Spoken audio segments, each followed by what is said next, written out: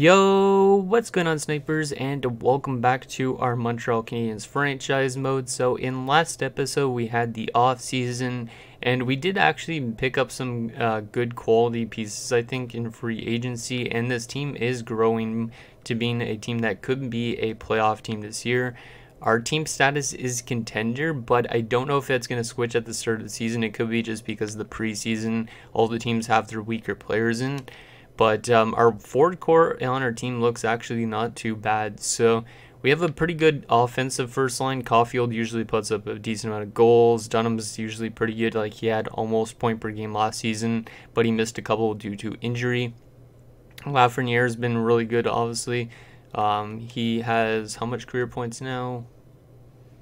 579 points in just under 700 games. Our second line is also pretty good offensively. Like, Conacher had his first season last year, put up 21 goals, so I'm expecting maybe closer to 40 goals this season. Maybe less if he decides to trail off. Morgan Frost is kind of like the wink link in terms of offense on this line, because if we look at his stats, he's not been bad, but he's not been good either. His plus minus is the main concerning factor. As you can see, the last two seasons he's a combined minus 59. So we have to find a way to keep the puck out of the net with that second line. Other than that, though, we do have some good third line scorers. So Bruce Swift is growing, and he is listed as a third line scorer and forward. He probably will be on the top 6 for future seasons. He's playing with Suzuki. He's a good defensive forward. And then JFK is a very good third line scorer. With us so far, he's been putting up quite a bit of goals. Like, I think he's got over 100 goals with us in just under 300 games or something like that, or just over 300 games. So yeah, he's been a really solid piece, and I'm hoping that he could continue to contribute on that third line. As for our fourth line, Negrin is going to be playing in the lineup this year, but I might end up scratching him because Strome might lose morale due to ice time, and Strome, I think, is a better player because if you look at Negrin's stats, he's got 20 points in 40 career games, which is pretty good. That means in an actual season he would put up probably around 41 points on average.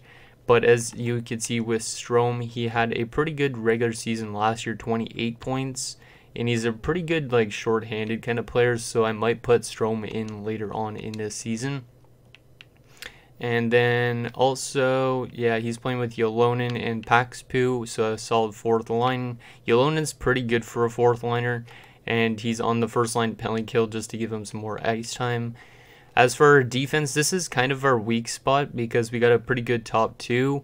The top 4 is okay. Both these guys have, like, I think, yeah, Healy's listed as a top 4 already. Cunning's listed as a top 6, so he would probably be better suited down there. However, Maltby is better defensively, and that's why I decided to leave Maltby down there.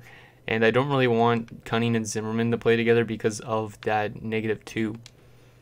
As for goaltending, we have probably one of the best goaltending combinations in the league, so I'm hoping that Ryder could have a really good second season in the NHL, and hopefully Sepanen could play solid as a backup.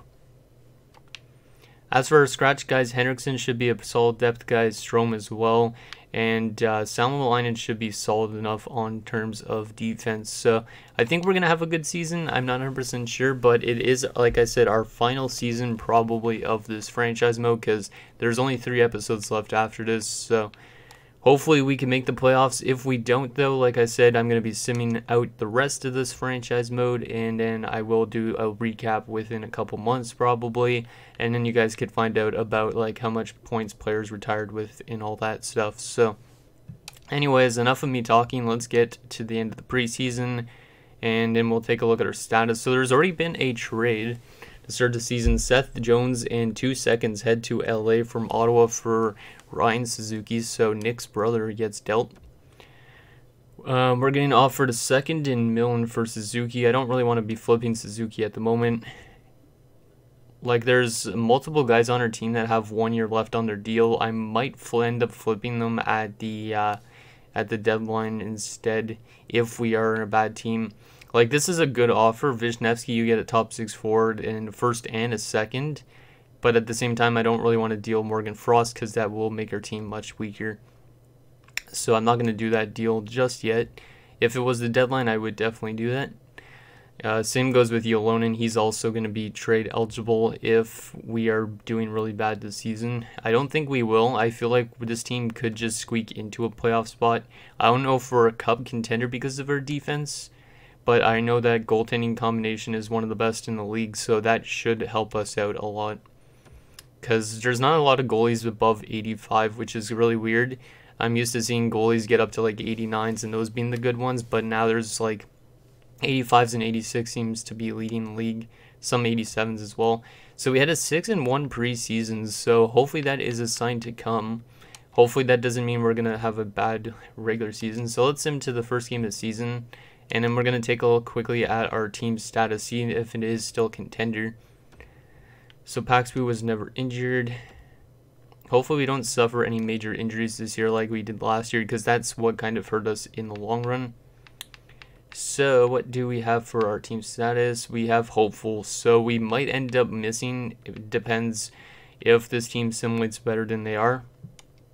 If we are playing around 500 or we're just inside of a playoff spot, obviously I'm going to be making trades to help us make the playoffs, because I would really like to make the playoffs and go far again, and maybe at least give you guys one more shot at seeing a cup live instead of having to see it on like a post commentary.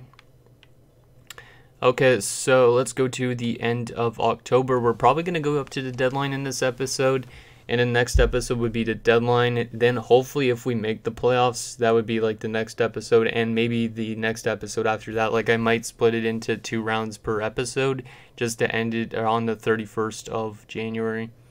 So Yolonen was never injured, I don't think, and we have started the season 3-0 and we're scoring a lot of goals. That's a good sign. But we lose to Buffalo 1-0. And then we beat Detroit. Yeah, this team's scoring a lot of goals to start off the year, which is really good because the last few years we've been allowing more than we've scored. But I think this year we could score more than we allow because Ryder's on the uprise.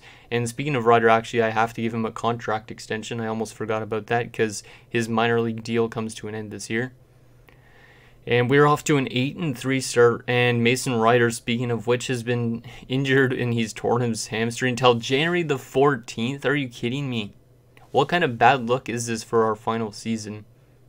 Wow, okay, we're going to have to rely on SnipeNScore for this half of the season at least. But once Ryder comes back, that'll be nice. But Laurent Perreault, this guy, he's not a bad backup already, but he's more of an AHL starter. How has he played so far in his first AHL season? He's playing pretty solid. Not the greatest, but he's already going to get a shot at the NHL level because we have no other goalies down there. At least he doesn't go through waivers yet because he literally just played in Rio Grande last season. So, but hopefully SnipeNScore could shock us and get us still wins when we need to, because without Ryder, I think this team might buckle a bit more. So there you go, Laurent Perreault as the backup, and then I guess the computer signed as a goal. Yep, Mr. Sauer, we'll put him in. So let's stop the simulation right here, and we are going to offer a contract extension to Ryder, but that really sucks because he was off to a really good start. 8-3-1, we're top of our division. Lafreniere's got 15 points in 12 games, only 1 goal but 14 assists, so maybe we're just not scoring goals. Maybe he's just picking up assists, unless Caulfield's scoring a lot. It could be also for our power play unit, potentially. Let's just take a look quickly, actually. So yeah, good start for the first line. 9 points for Dunham. And Caulfield's got 9 points. Conacher's also got 9 points. Like I was saying, he could be the one that helps us get to a playoff spot. Pelty is playing good, so yeah, it's probably the power play unit that's doing it for us. But let's go to our contracts quickly and offer a contract extension to Ryder, just because it'll probably be cheaper now than later. It just really sucks that he went down with an injury so early into the season. So he only wants a 1-year deal at this point, but I don't want to do that. 5 years, that's a bit of a steep price, but he is probably going to be one of the best goalies in the league by that point. It might be a bit of an overpayment this early in the season, but I am still going to do it anyways. 5 years at 9.5. And then, yeah, SnipeNScore's probably going to be leaving the team in the offseason because Laurent Perreault should be good enough to be back up next season. So I think at least with the Ryder injury, it's good though for Perreault to get a little bit of time in the lineup before he actually becomes a backup next year. So let's go to the end of November, see if we could still get some wins with Sepanen in net. Or is the team going to buckle because of the loss of Ryder, who's not back still for a while? And Ryder has rejected the contract he's not interested in extending his contract at the moment. I might just sign him in the off season, but yeah, I don't think we're gonna lose him anyways because he's an RFA if that happens. So Warren Fogle on waivers, I don't think we need to claim him. Nah, I'm good. Game against Arizona is a loss, so yeah, we're kind of struggling a bit since the loss of Ryder. We've lost like 3 of our last 4 games. Yeah, we're definitely struggling without Ryder. We need our rock back, or else we're going to not make the playoffs because of this injury. Yeah, this team is dropping a lot of games, but we beat the Rangers 5-2, so at least that's good. Don't want to be trading Nick Suzuki just yet. Depends how we are at the deadline. We are still in a playoff spot despite the amount of losses we've had this month. We beat Columbus 4-1, lose to Florida. Yeah, this is definitely not a good month by comparison. There's an 8-5 win, and game against Colorado is a 3-1 win. So yeah, at least our offense is still scoring. So I think maybe if our offense just continues all season, we could still make it despite the Ryder injury. He should be back. I think it was it early January or mid-January or late January? I don't even know. But he should be back somewhat soon. So let's go another month and see if we can continue to win some games, because we definitely need to at this stage. Because when you get to like the halfway point of the season, that's like the most critical part. And we've won 3 straight games, so we're still winning games without Ryder. I guess we do have a decent enough forward core. 17-9-3. This might end up being one of our best seasons yet if we end up simulating like this throughout the entire year. So Suzuki for Millen in a third, no thank you. Not dealing Suzuki yet, because this team looks like they're good enough to maybe make the playoffs. Because if we're winning games without Ryder, that means once Ryder's in the lineup, we should be pretty much unstoppable to an extent. Henriksen in a 4 for a third and fourth, no thank you. Henriksen's our depth guy. I need him just in case there's any injury problems, because those happen time to time, even in the playoffs. No, I don't need Mo Gilmley.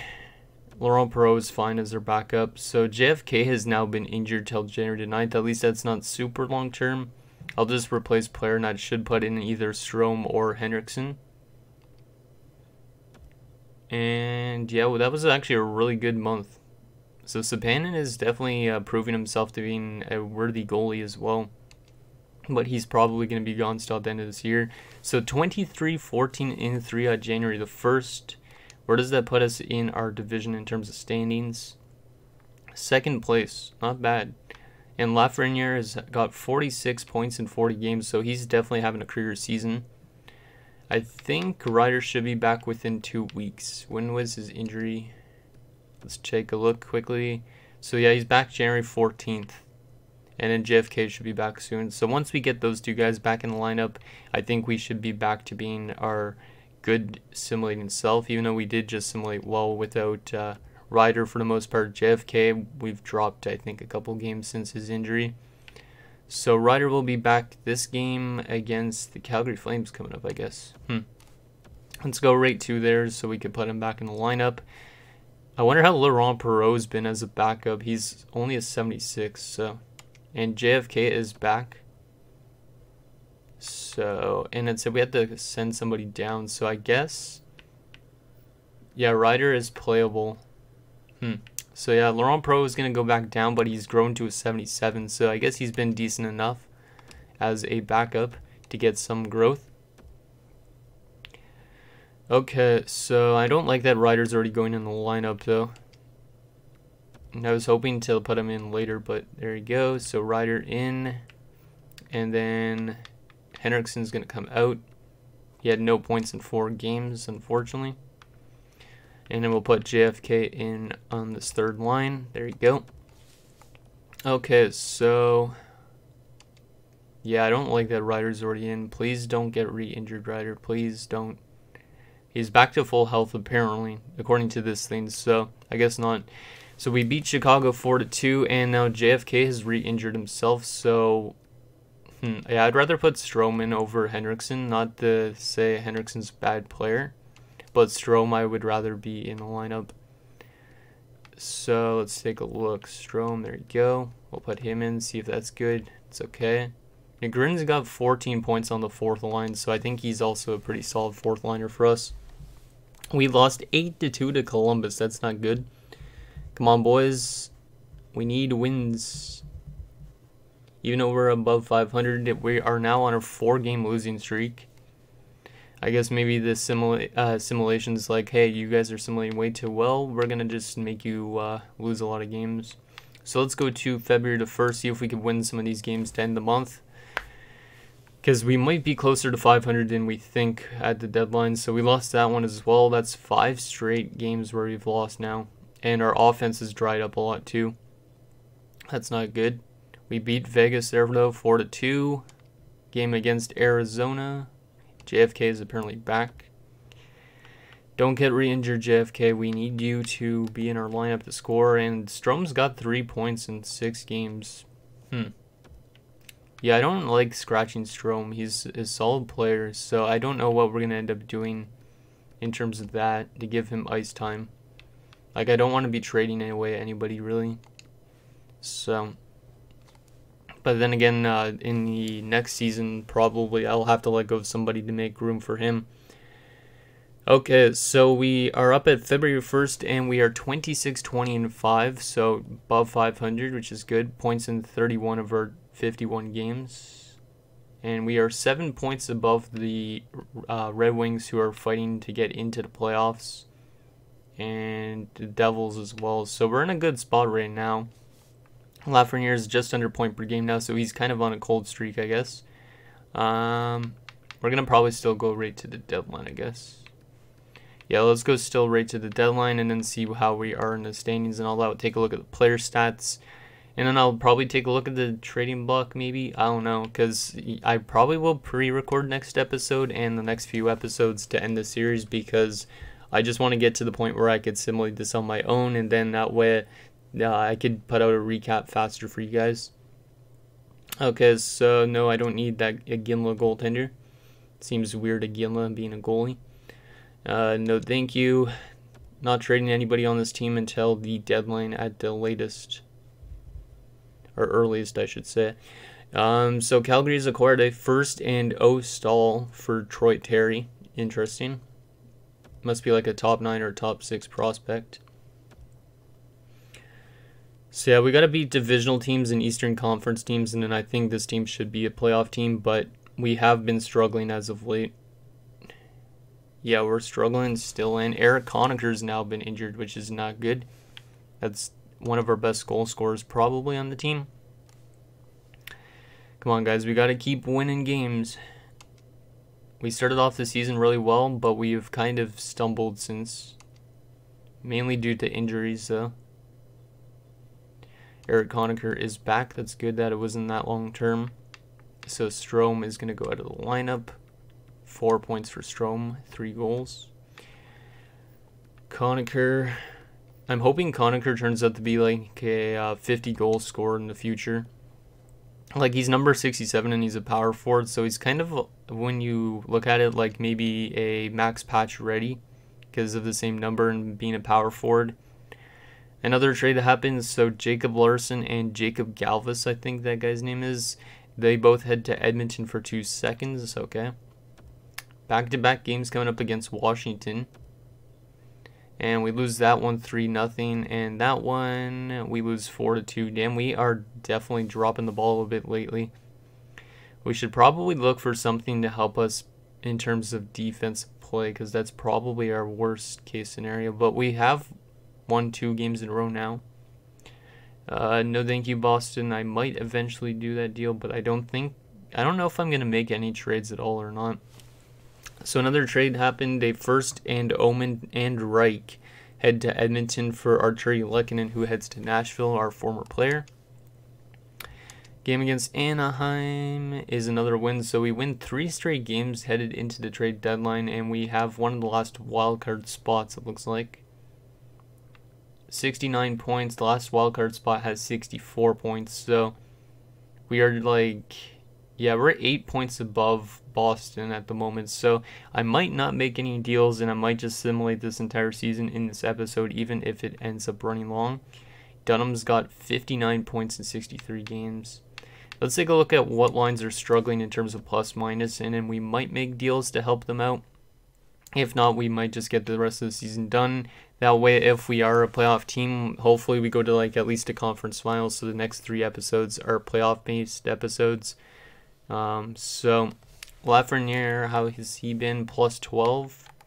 Yeah, so that top line is scoring enough that they are not bad plus minus. The second line continuing to be bad in terms of plus minus. I don't know if it's Morgan Frost or what. It's kind of concerning, because it always seems like the second line's the worst for plus minus. The third line is not horrendous. It's just above, like, it's kind of close to being minus, like badly minused. The fourth line looks like it's been really good defensively, or close enough defensively, so I'm fine with that as well. In terms of defense, the top pairing seems to be kind of meh. Do we want to put the 2 Carsons together again?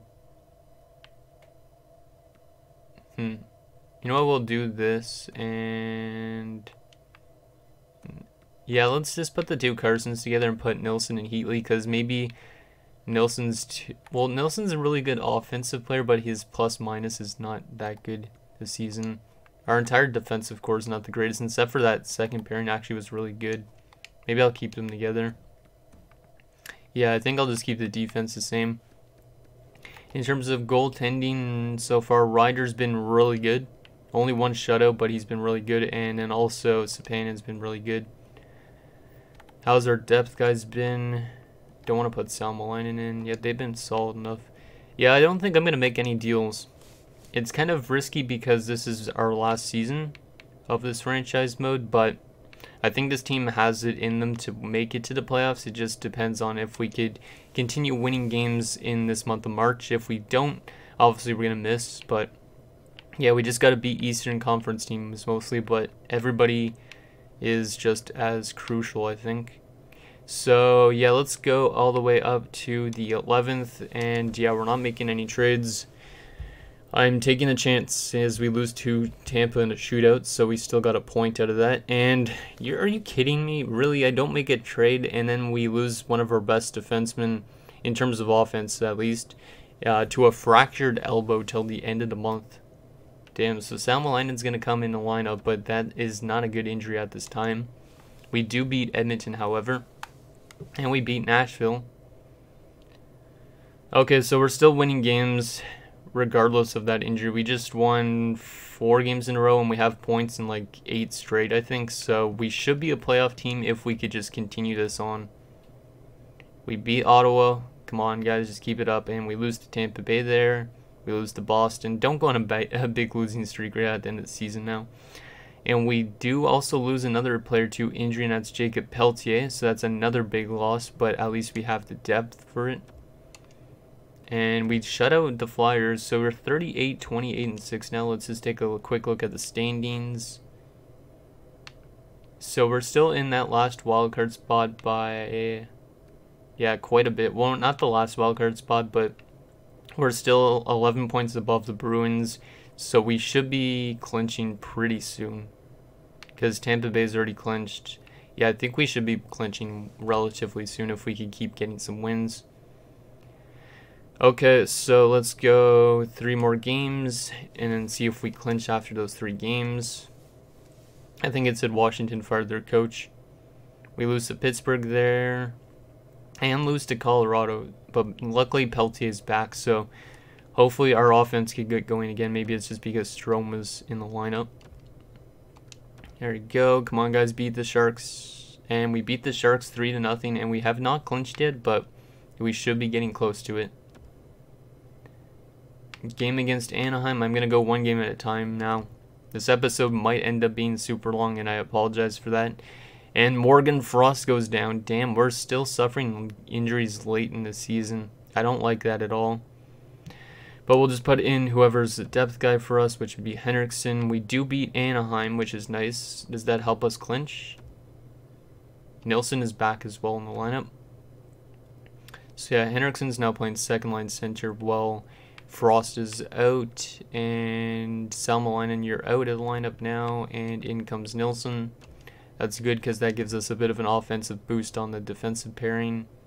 And we have still not clinched yet. Come on, boys, let's clinch the playoff spot. And we beat the Florida 7-5, so that should be getting very close to clinching. Game against the Rangers is a loss. We still have not clinched. Can we please just clinch the playoff spot? There we go. We clinched the playoff spot just barely with 88 points so far. We have 4 games left. Let's just wrap up the season. I'm glad that we actually made it, though, because we haven't made it in a few years, I think. So LA has fired their head coach, Vincent Papineau. We beat Detroit. We beat Carolina, I think it's it. Morgan Frost is back, which is also good because we're going to be back to full health, I think, for the playoffs, unless we lose somebody in the last few games. Please do not happen. Please do not happen. We lost to Carolina, apparently, and we beat them there, though. And then we beat Florida. So we finished the season 44, 32, and 6. And we made the playoffs, which is great. And I think every single game's done. Okay, so let's take a look at how we did this season. So we'll take a look at the standings first. So we finished the worst in terms of the playoff teams that made it for the Atlantic Division. Let's take a look at the entire league, though. Damn, a lot of points. Teams over 100 points. Colorado 122 points. 58, 18, and 6. Yeah, I don't think we're going to be able to beat a team like that, but you never know. Because we could end up being that cheese team. So we finished 12th in the entire league with 94 points. Big gap between us and Florida. In terms of goals for per game, we weren't the greatest, but we were scoring better than last year, I think. 3.27 goals for. And we did score more than we allowed, so I think that's what definitely helped us out this year. We did have a 3.07 goals against, which was one of the best in the league, I think, like maybe top 10 or top 12 or so, but it was nowhere near as good as the number 1 team, which was Tampa Bay with a 2.63. In terms of our power play, we had the worst power play in the league. Okay, maybe I'll have to change the power play unit up. I'm surprised we had the worst power play because of all the firepower on it. The best power play was the Florida Panthers, clicking at 30%. In terms of our penalty kill, we were... Where were we? Probably down here, I'd assume.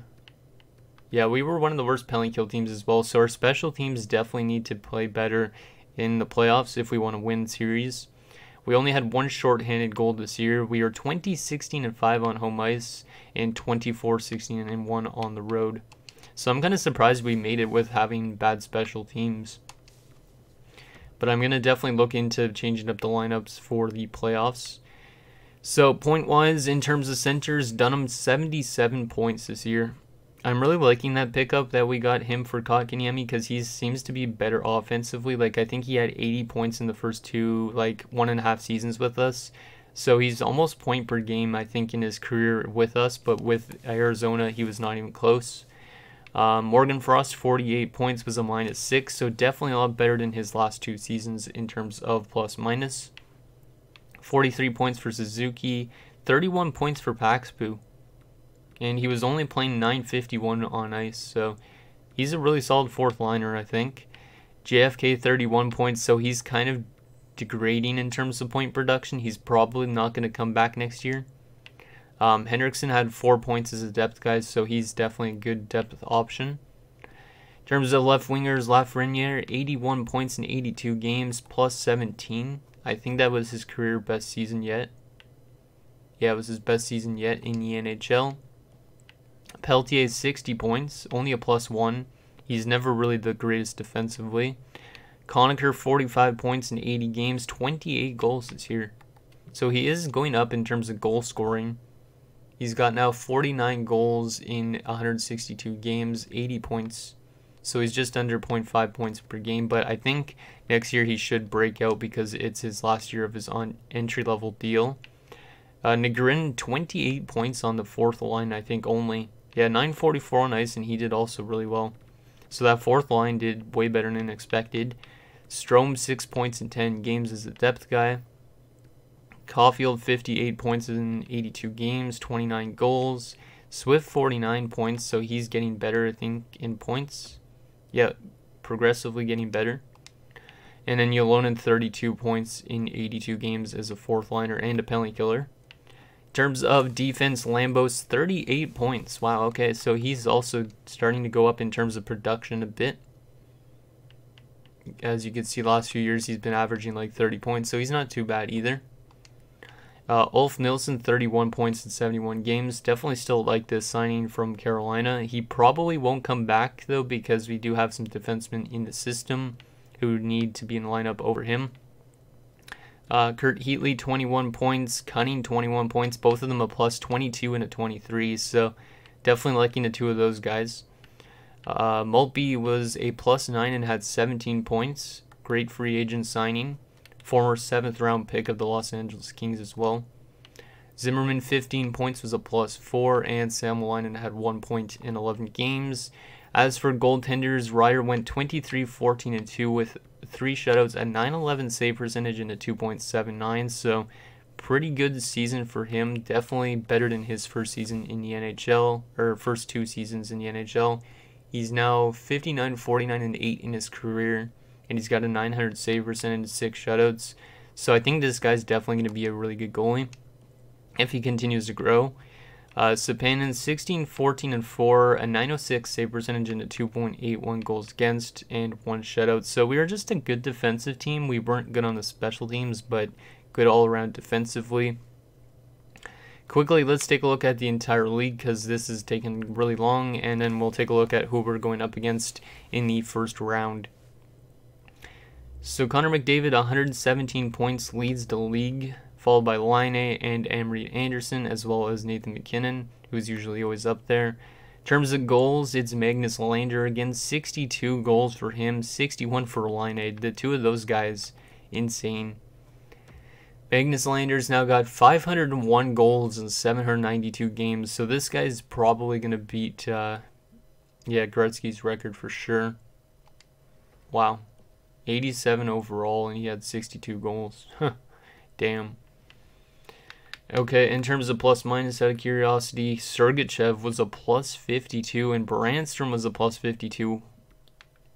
Oh, damn, I remember seeing him in free agency just last episode, and it's like, I don't really know about bringing him in, but he looks like he is definitely turning to be into a beast the last 2 seasons. Okay. How about defenseman for points? That is going to be Quinn Hughes with 75 points, followed by Ekblad with 73. Goalie-wise, the best goaltender looks like Carter Hart, maybe.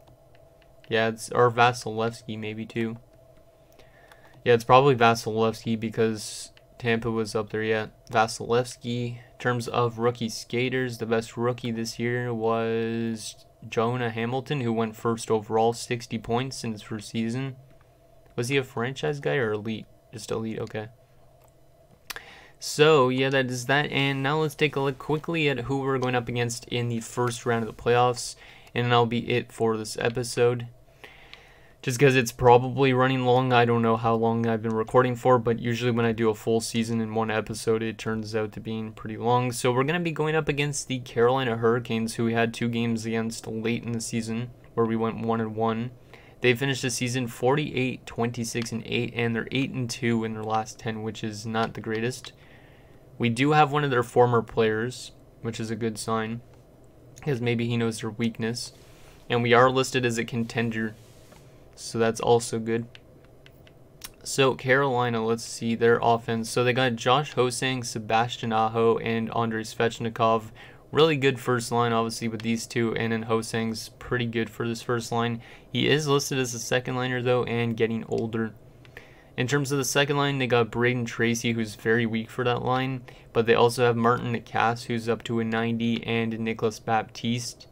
So overall-wise, they have 3 out of... well, I'd say 4 really good top 6 players. As for their third line, they got Listen and Tom Lundell, who's really good for being down there as well, and Ruby Hintz. So these two are really good third liners, and then Ruby Hintz is kind of more of a fourth liner.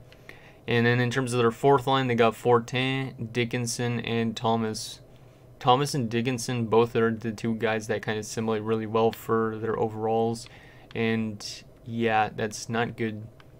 I think they're probably a really good offensive team. Defensively, though, yeah, they definitely take a huge hit. So Jake Bean and Sam Girard, really good in terms of, well, not really good, but solid enough for a top 2. And then these top 4 is not the greatest at all. Lauzon and Bolduc. And in the top 6, Bear and Slavin, who's dropping off a lot. So their defense definitely is not good. We are better than them defensively, which might help us in the long run. And then goaltending wise, they're also really weak with Dustin Mitchell and UC Saros. So overall wise, I think we actually have the chance to beat them unless their offense outscores us. In terms of their scratch guys, Nicholas Robinson, Trenton Erskine, and Adam Gaudette is their depth guys. So anyways, guys, that's going to do it for this episode of our Montreal Canadiens franchise mode. So in next episode, we will take it to round 1 against the Carolina Hurricanes. We might end up doing multiple rounds, I don't know. We'll probably only do the first round. If we end up getting to the conference finals, though, there might be an episode where we do the conference finals and the Stanley Cup finals if we get there as well in one episode. That way it kind of just ends off on us winning a Stanley Cup. But anyways, let me know what you guys think, and I'll see you guys next time.